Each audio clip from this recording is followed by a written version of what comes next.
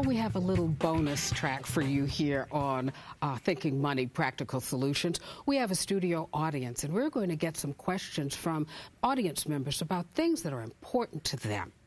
Can you state your name for me, please? My name is Shantae Hatcher. I just wanted to thank you for having this. I think it's very informative. But it feels like it's more geared to middle class or to upper middle class. And my question is, in the film, they talked about having life challenges, traumas, and how it can affect your IQ.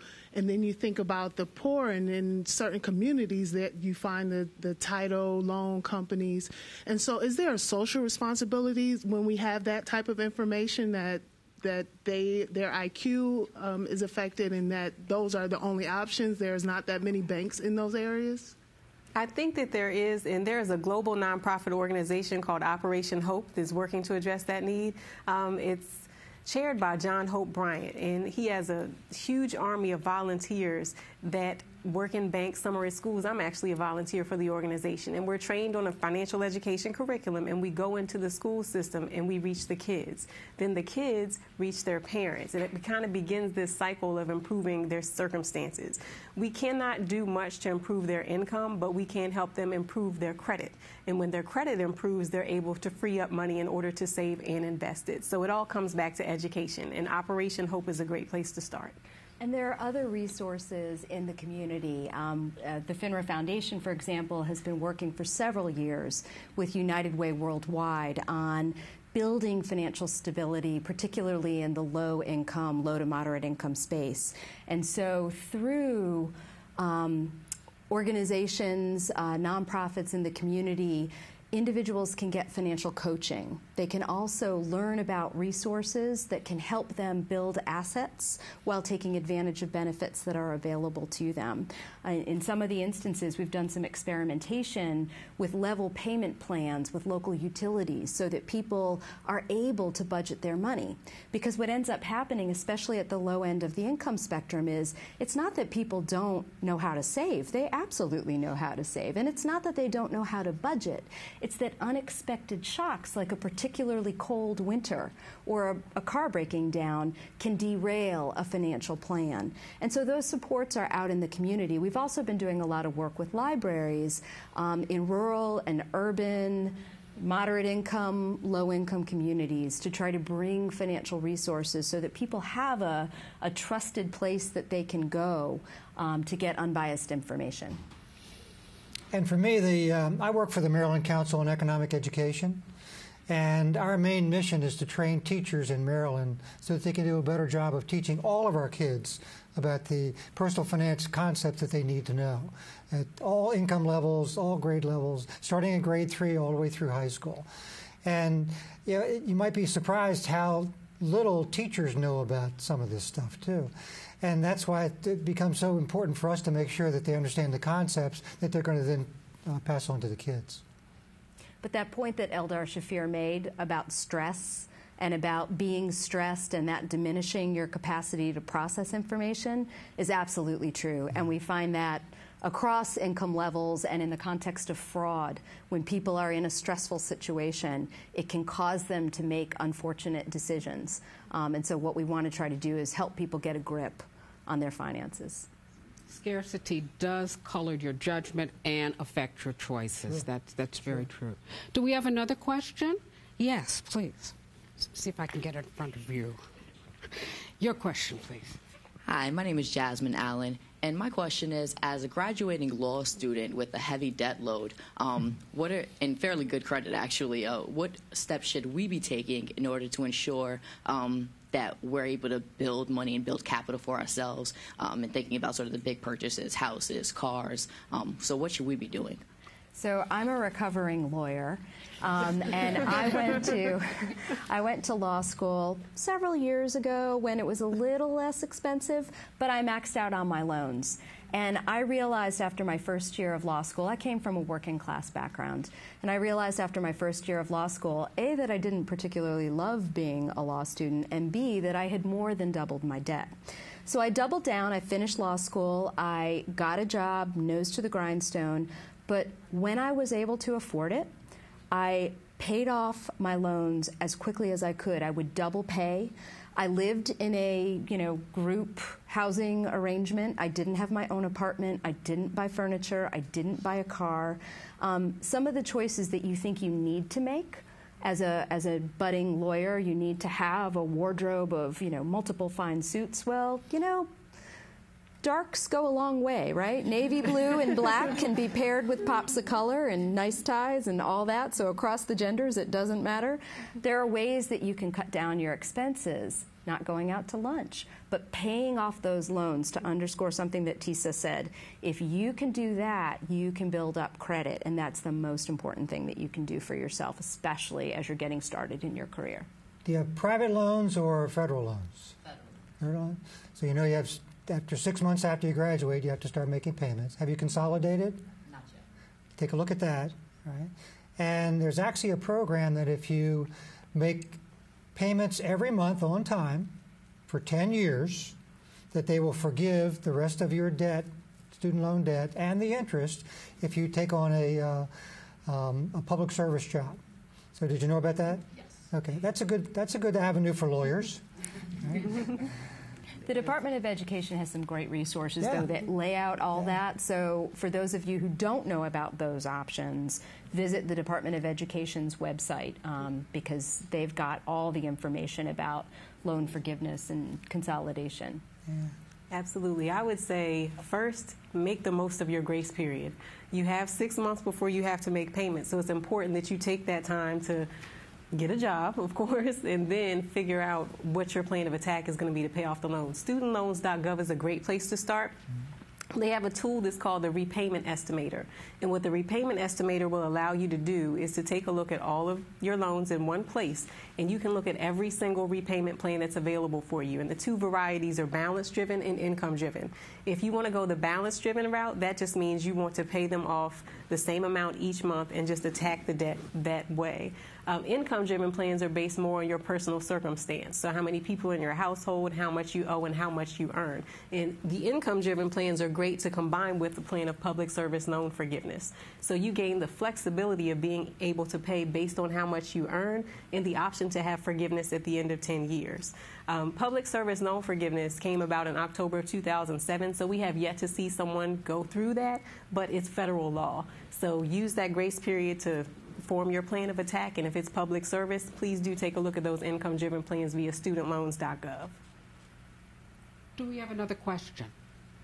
Yes, I'm going to go back to the back, and then I'll come to you. Okay, thank you. Hi, how are you? It's actually more of a comment. My name is Carla Lightsey. I'm from Farmers Insurance. But one of the things I wanted to say specifically was that oftentimes the payday loans in the urban areas tend to be a very big problem. And I've noticed that a lot of, you spoke to poor families, but a lot of middle-class families are falling victim to payday loans. And there's a particular story of a young lady that I was actually helping because it was getting to the point that she was struggling her paycheck that she was taking every 2 weeks, literally the payday loan, it started out as a $300 loan, and she wound up owing $1,300. Oh. So you can imagine the interest rate on that. And those are the kind of situations that people are running into. And one of the things, I like a program like this. I think we should concentrate our efforts off probably moving into areas and being able to speak on these issues to the populations that really, really need that information. So thank you. Thank you. And let me ask the panelists, of course, we would hate to have to fall into the situation where we had to use a payday loan or a title loan company. How do we set up our emergency fund so that we don't have to go to those places? Jerry. Absolutely. The most important way that you can do to set up an emergency fund is to just pay yourself through your paycheck if that's at all possible. A lot of employers allow people to allocate some of their money to a savings account, and if you can set it up so that when you get your paycheck, any contribution to your 401k has already been taken out, and any contribution to a savings account that you don't touch. put it in a safe, a black box in your mind. You know, think of it as putting your credit cards on ice, as it were. But that's the best way that you can put aside some money for the future. And if you don't have those mechanisms at work, take $20 a week and put that aside, because $20 a week will lead you on the path to having close to $1,000 in the next month. In the next year. And so if you start that today, this time next year, you'll have $1,000 set aside. And even if it's in a cookie jar somewhere in your house, as opposed to in a financial institution, you've got that money set aside. And we have some tips on saveandinvest.org. We have an action plan that helps people learn different ways to set up an emergency fund. Yeah, this is another one of those one-size-doesn't-fit-all scenarios, I think. I think if you have a regular income that you can kind of count on, that might suggest that you could have maybe a lower amount of emergency fund money, because at least you know you're going to have a regular paycheck. But if you have irregular income, then I think you need more money, because you never really know how big that paycheck is going to be the next time you get one. It's tough to save money, isn't it? It really is. I was telling them at the break, I did a session for college seniors. And we were talking about, are there some things in your life that you could cut back on a little bit and maybe take that money aside for saving? And there was a college senior in the back of the room, and he raised his hand and he said, well, you know, I spend about $60 a week at Starbucks. Well, that's $240 a month. That's almost $3,000 a year. There's your millionaire, Karen. Yes, thank you. Yeah. And I love lattes. But when I was, and going back to the gentleman who was asking about, after law school, when I was first working as a lawyer, I used to take cabs a lot. I justified it that, well, I was working really late, I was working hard, I'm going to take a taxi home instead of taking the metro or walking. And I realized, because I used one of those financial management software programs, I realized that I was spending a lot of cash on taxis. So there's always something, whether it's the latte or lunch with friends at a restaurant as opposed to bringing the peanut butter sandwich from home. There's always something that you can cut. And to the point that we're all different, it's going to be different for each of you, but there's something. Mine was bottled water. I'll let you know that. You had a question, sir. Yes. My name is Frederick Curtis. I'm also about to graduate from law school, and I have a very keen interest in social entrepreneurship, nonprofit work, starting a nonprofit, that sort of thing. There was a woman in the video who talked about being self-employed and how it's difficult for her to save for retirement and whatnot because she doesn't have the same things that someone working for a company might have. So what kind of recommendations or practical advice do you give to people who wish to be self-employed or entrepreneurs, anything of that sort, to save for retirement, college savings, that's for children, that sort of thing?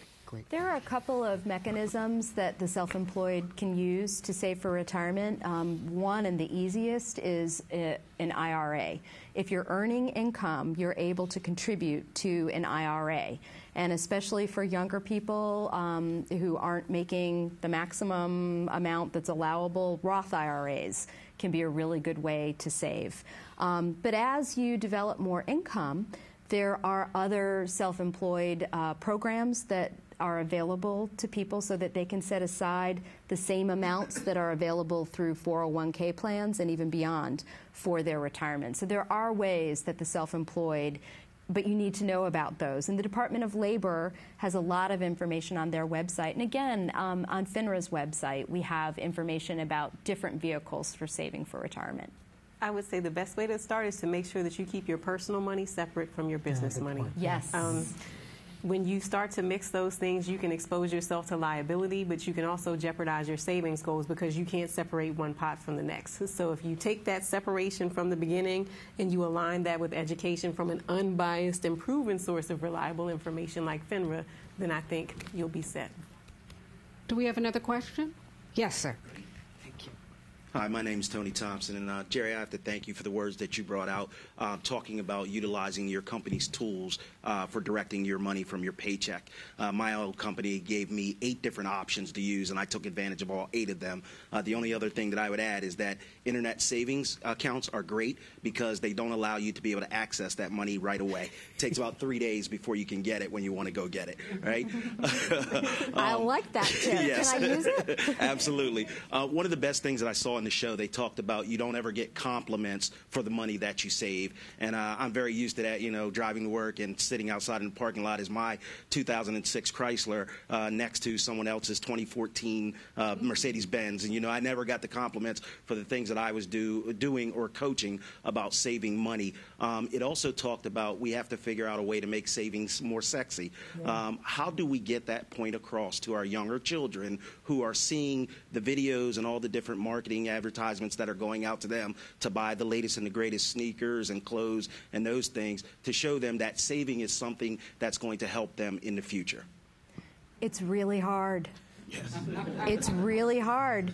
But you know, you reward people from the youngest age when kids are getting an allowance. If they're getting an allowance, if they give some of it to charity, or if they put some of it aside in a piggy bank, you know, make that a big moment. You know, that's an M&M moment. That's a good thing.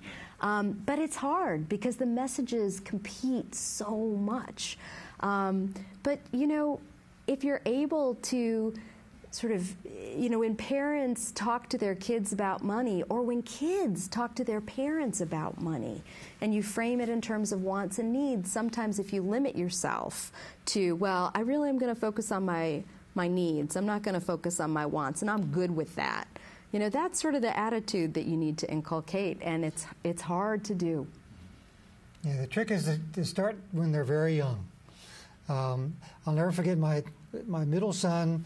We were at Ocean City, and we had the bank of, you know, quarter machines that you put a quarter in and you get a gumball or something like that. Well, there were like 4 of them. And I think he was 3 years old.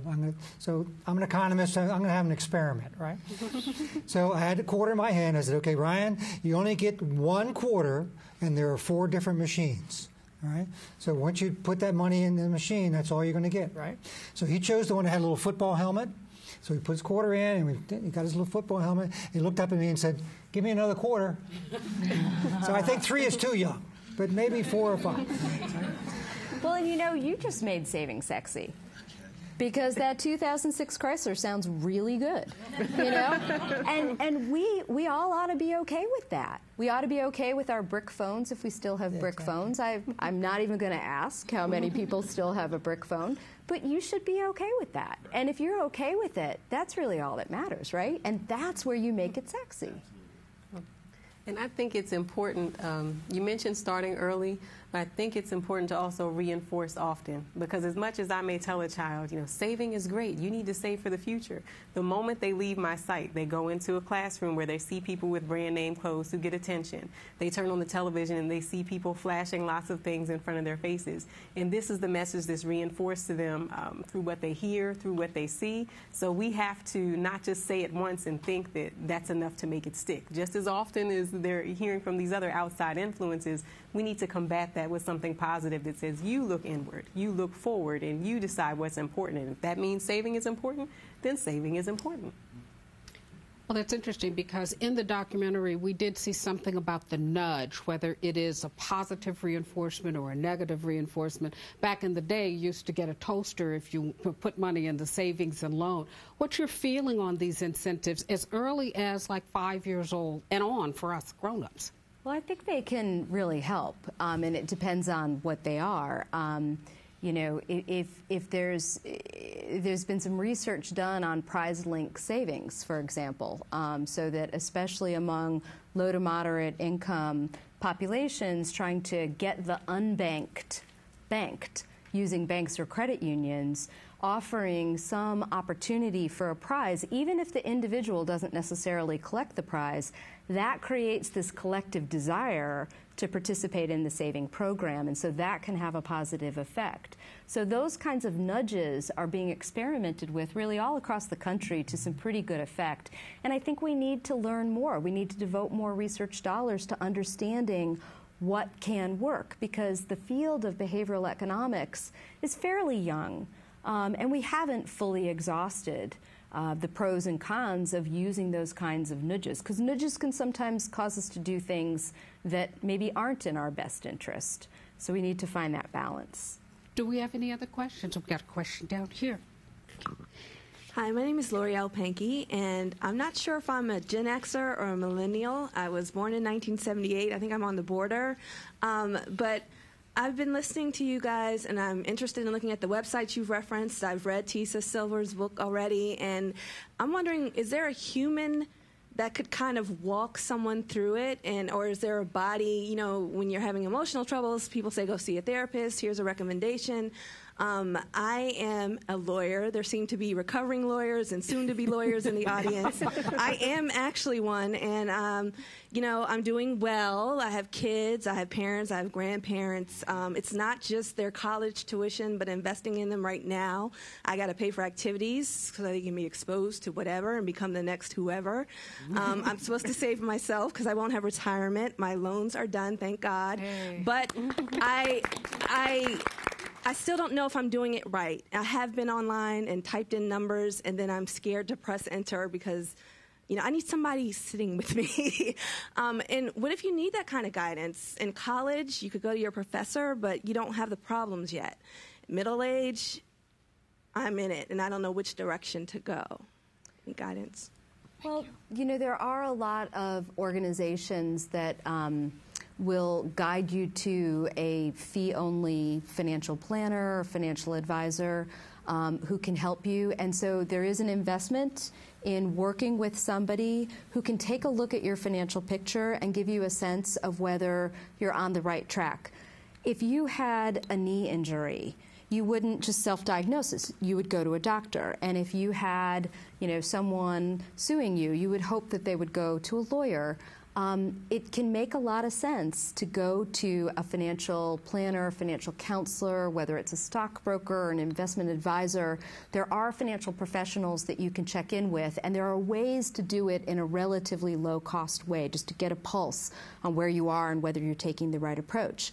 But another thing that you can do within your community is, you know, if you have a friend, a spouse, a family member that you trust who's on this journey with you together, the two of you can be financial coaches for one another, kind of like when many of us go on diets or when we train for a marathon. We do it with a friend, and the friend keeps us accountable. And so having that built in might be something that's helpful to you. So there might be someone in your peer group, someone in your family, someone in a church or congregation or a club that you belong to who's feeling the same way you are, and you can help support one another. And then, you know, one of the things that FINRA offers is more for older investors, but it's a helpline that we set up to help people walk through their account statements and if they've got concerns about whether they've, you know, maybe been sold an inappropriate product. But FINRA also offers a tool for helping people check out financial advisors, and that's called Broker Check. And so before you trust anybody, make sure that you fully vet them. One of the biases that Dave Coyne talked about in the program was this halo effect, where just because you like someone, you think they're smart and competent. Don't let that halo outshine common sense. You want to make sure that if you're trusting someone with your financial information, you vetted them. You make sure that they're registered and licensed to provide that kind of advice, and find out whether or not they have a history of problems. Broker Check. Yeah, you might want to take a look at target date retirement funds. Pick a date that you think you might be ready for retirement. You said you weren't going to retire, but probably you will. All right. And you know there are mutual funds out there that set a target for you. You know, you set the target, and then they take care of all the decisions involved with your investing. And as you get older, those change. As the economic climate changes, they change your portfolio, how it's assessed, and it takes your decision-making kind of out of it. And it works for people. It really does. But I'm not sure that was going to fit what you want to do. because you need your own goals. All right? Maybe your goal is, I'm never going to retire. I'm just going to be a lawyer forever. All right? No? All right. Yeah. But take a look at target date funds. It makes it so much easier, I think. All right? And I like the idea of a certified financial planner because they're actually responsible to a governing body that sets standards for continuing education and for what it takes in order for them to gain that designation. So they cover estate planning, retirement planning, insurance, and several other areas, and it sounds like you're concerned with all of those. So I'd recommend looking for someone possibly with that designation and vetting them to see if you know family or friends who have someone that's trustworthy. It's a lot like choosing a doctor. Mm-hmm. As someone you should feel comfortable with, that when they talk to you, you understand what they're talking about. I think it's very similar. Well, I want to thank our panelists, Jerry Walsh, Alan Cox, Tisa Silver, for fabulous information that you gave to us this afternoon. And I want to thank our audience, too. Thank you very much for joining us. Great questions, and I hope you got as much out of it as I did. Thank you.